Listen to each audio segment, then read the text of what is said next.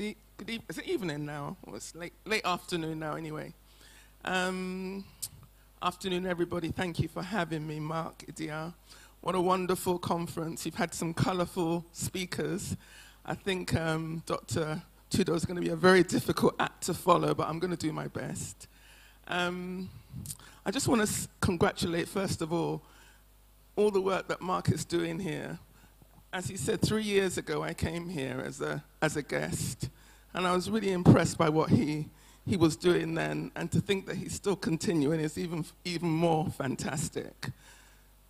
I think one word that comes to mind is consistency. You need to be consistent in Nigeria in order to make impact. And I've realized that 2007 was when I came to Nigeria from the UK. And next month I'll be celebrating 18 years in Nigeria, working in the entertainment sector. So we know that Nigeria is not be small, not be beans working in this place, I tell you. But when I came to Nigeria, people were saying to me, my name's Dr. Ngozi, they were saying to me, Ngozi, you're going the wrong way. People are leaving Nigeria to go to the UK. You're going from the UK to Nigeria. Are you sure you're okay? But you know, I was born and brought up in the UK. I studied in the UK, went to university there, did all of my education there. And what you find, and this is for a lot of those people that are doing the japa back to the US and the UK, the grass is never greener on the other side. Never is. Because there are, within the industrial sector, you find that there are rules, there are protocols. In terms of the money that you're making, yes, it may be when you convert it to Naira, a lot of money, but there are other underlying areas where you're paying a lot of money in rent, in bills, all of those areas. You will find that your actual disposable income is very, very small. Whereas come to Nigeria, you have family, you have your extended family that really help. In the UK and in the States, you're on your own.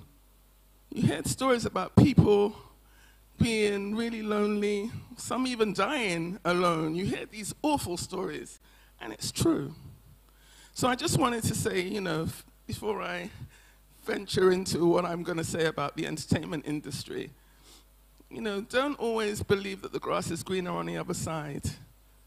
Look within our own society. We have a lot of natural resources here. We have a beautiful continent that's full of resources, which is why the West has got its eye on our continent. You know, you have to realize that there's something here that they want.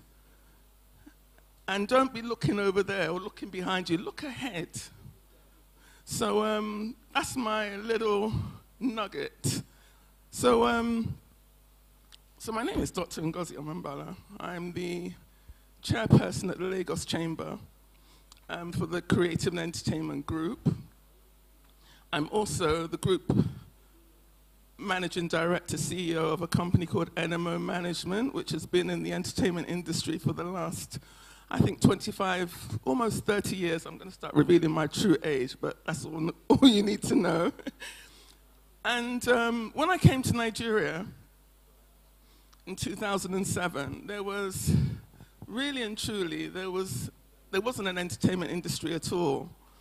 It was a blank canvas for me because I'd started my foray into entertainment within the UK. I was entertainment editor for a magazine in Europe. I was also general manager of a record label in Europe, in London. And I also worked for a radio station. So for me, I had quite a lot of experience, which I could have utilized in the UK, but I just thought, you know, I think I'm better able coming home and investing in the country of origin. So that was the reason why I was coming to Nigeria, and people were saying, you know, Ngozi, you know, you've got so much experience, why are you going that way? But you know, fast forward 18 years, it's been a journey. It's not been an easy journey at all, because I've been building a team with my principles. My team will say that I'm not the easiest person to work with, but by gosh, I've got the best team, I think, in Nigeria, who are just excellent, timely, professional. And these are the youth that we are investing in, that we want them to become MDs, CEOs of the future. So that's why you hear a lot, when I talk, you hear me talking a lot about the youth. You know, our youth in Nigeria, we have a huge human capital resource that I don't think we're exploiting. Our population, let me give you some stats. Our population in Nigeria is now 232 million. Of that 232 million, 70% are under 30. Of that 70%, 42% are under 15. A huge youth capital outlay there. Something that the West are envying us for. That's why everybody's running away, because they're making it very attractive for you to go and work abroad. Are you with me? We have to stop this rot, because as far as I'm concerned, we need to look at home, because we've got all of the resources here. I'll tell you one thing.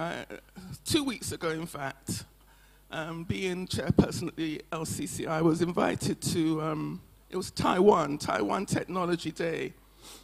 And the ambassador for Taiwan was made a presentation, and he said, you know what? We're so lucky in Nigeria, because we have all the natural resources. We have oil and gas, we have iron, we have aluminium, we have everything. He goes, in Taiwan, they don't have any natural resources at all, zero. So he was saying that he was very envious of Nigeria. And he was saying all they have in Taiwan are, they have extreme weather conditions, so they have tsunamis, they have typhoons, they have earthquakes, they have volatile volcanoes. This is a country that has a population of 23 million people. Remember, Nigeria, we have a population of 232 million. Theirs is 23 million.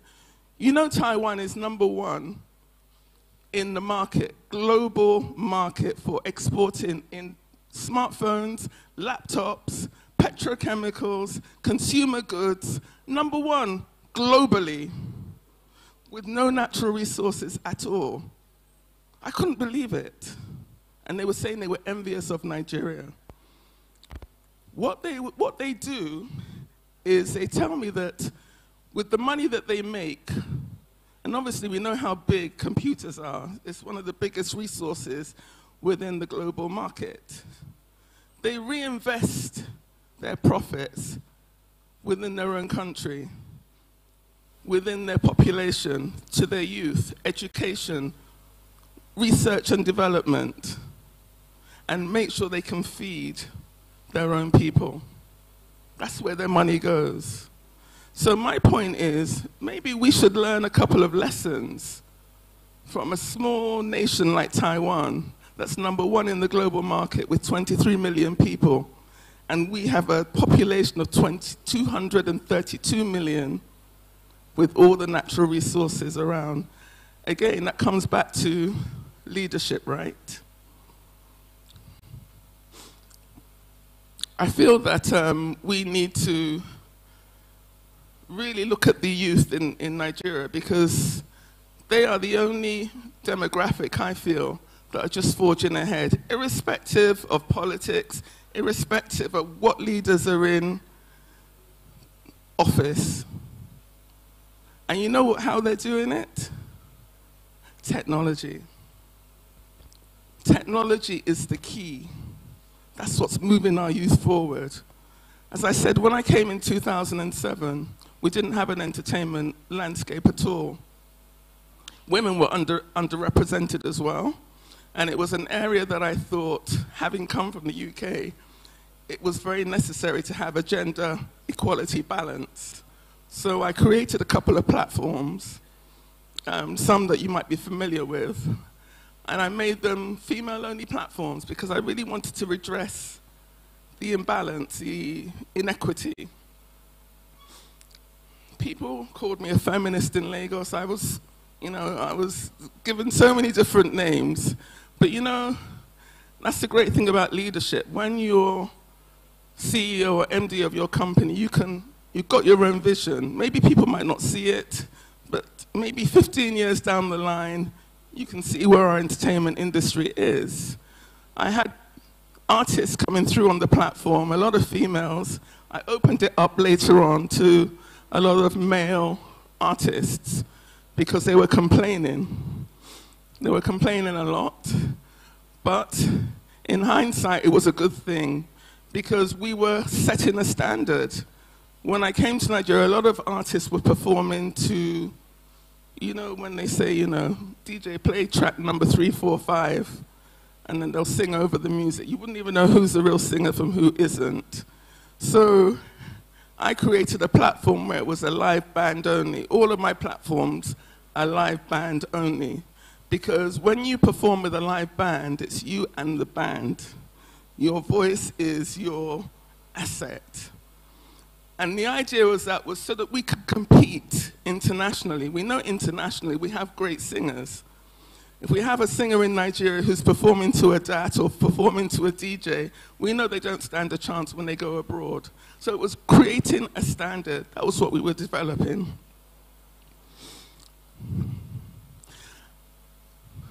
Interesting now that you just wonder how our entertainment industry has developed so far and expanded. It's because those artists have been working hard. People like Burna Boy. Burna Boy did our platform in 2013. 2013, this boy has been working hard. Didn't happen overnight. He has a strong team around him too.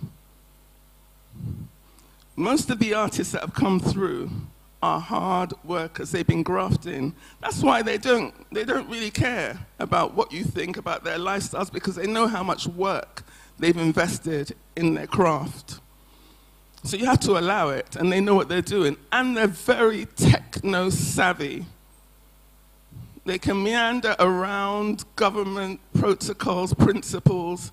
They don't really care, because they know that they can push their music, push their crafts, get the sales, and live their lives, and share it amongst their teams.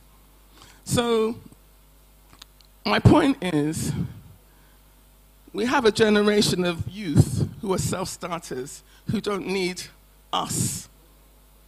They make their own money, and they make a lot, and they're actually contributing towards the economy. They're contributing to GDP, they're bringing in Forex. The economy is thriving within the creative sector, yet people don't understand how and why.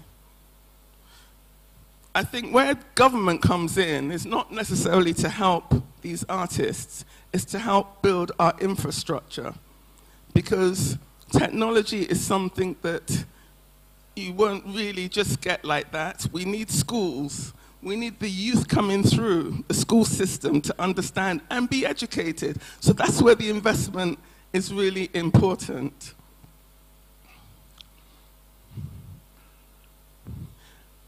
Another thing I think is important is for our parents. Parents need to encourage the creative side of their children. You're seeing, them reaping the benefits of what they're doing, and they're making a lot of money. A lot. So if your child, you can see that they've got some creative talent, they're interested, pursue it with them. Let them follow their craft, because that craft is going to be an income stream for you later on down the line. They'll probably be the ones buying you your houses, your cars, and everything else, just like some of the artists now are doing. So Coming back to leadership, these are our future leaders. And trust me, they're young, but they're very, very serious, and they understand, they're smart. Smart enough to go abroad, just dominate the industry abroad. Our Afrobeats music can be heard from every corner of the globe now. And that's because we've built an industry from scratch. It doesn't only apply to music. We have a fashion. Let's talk about fashion. We are exporting our idere, all of our beautiful materials. Everybody wants a piece of the African culture now. Can you imagine what that's going to do for tourism? Our tourism sector will blow with music, visual arts, with fashion. All of those areas are critical to our economy. But again, it comes back to leadership, because with all of those items, we need security. The kidnappings for ransom, all of those areas, all the insecurities, not helping our situation. As I said, the youth don't want handouts. We just need infrastructure. So it's just really to say, leadership is key. It's critical. And I'm going to just implore that being part of the LCCI, the Lagos Chamber of Commerce,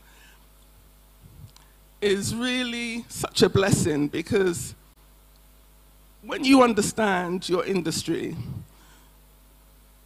and you have a president, our current president at the LCCI understands that the creative sector is key to building Nigeria's economy, prosperity for the future, revenue, GDP, forex, all of those areas. So he's given me like a free hand to really push our fashion, push our music, push our film, Nollywood, all of those different areas. And so I implore, because it's lovely to see the young people here, because I know they've got an interest. Everybody has an interest in music. Everybody has an interest in the arts or fashion. It's something that you do for a hobby. It's my work. But, you know, encourage your children, push them when they're showing signs of being strong in those areas, because they could be the next Davida, they could be the next Wizkid, they could be the next fashion icon that could be designing, you know, internationally.